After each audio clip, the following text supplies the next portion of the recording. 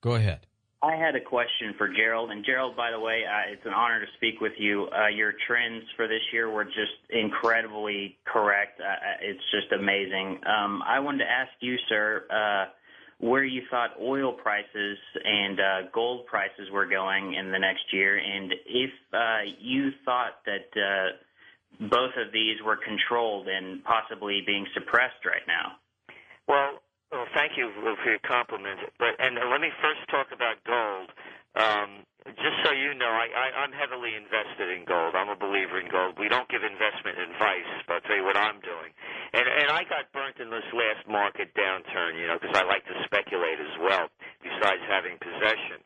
And I have most of my assets in gold and for possession, but I like to play and gamble a little bit as well. I believe that right now gold prices are being suppressed. And when you read information, go on any of the websites of the major coin dealers, they're all talking about a lack of supply and that you're going to have to wait until you get your coins. And this is going on worldwide.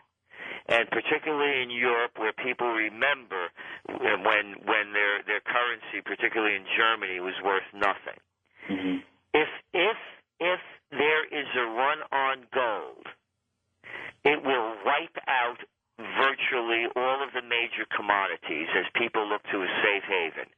Gold is the biggest fear that the governments have because people are very weary already. As I said, we expect the first executive orders coming out of the new administration to be aimed at banking, with a real possibility of a bank holiday, in which case they're going to say you're not going to be able to get your money out all at once. There'll be a big flight to gold, so I think gold prices are being artificially suppressed. And what we just saw yesterday, in anticipation of an Obama victory, and the piece I just read off the Bloomberg, was that gold went up to almost $40 yesterday on the news that they're going to create more inflation. So on the oil prices, of course, oil prices are manipulated. There's limited supply in terms of the people that are controlling the spigots. You can identify who they are. And I believe that oil prices, when they hit a certain point, the suppliers of the product are going to lower demand. Lower supply. And if demand goes down. So they're going to try their very best. So it's going to be a war between those who want more money for what they're selling and those that want to pay less. And we'll have to see the way it unfolds. But here's what I would suggest. Watch this winter, and particularly watch Russia, and see how they treat Western Europe from the Ukraine west. But what is, I think Europe gets between 60 and 80% of their natural gas from Russia.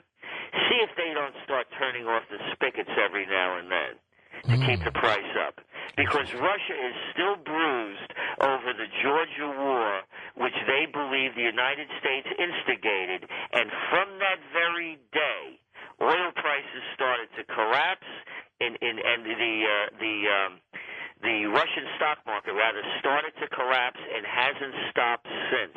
So they're very angry at America. Let's go to a final caller, Kevin in Harrisburg, Pennsylvania. Go ahead, Kev. Good morning, George. Good morning, Gerald. Hi, Kevin. I have a brief question and a brief comment. The comment is, I was reading a book about the New World Order, and they said, do this experiment. Look online or in any phone book where there's a Federal Reserve city, such as New York, Chicago, or St. Louis, Francisco, and look in the phone book and see which part. Is it in a government blue section? Is it in the white pages? Or is it in the yellow pages? And you'll find that 99.9% of the time, the Federal Reserve offices are in the yellow pages because they're a corporation.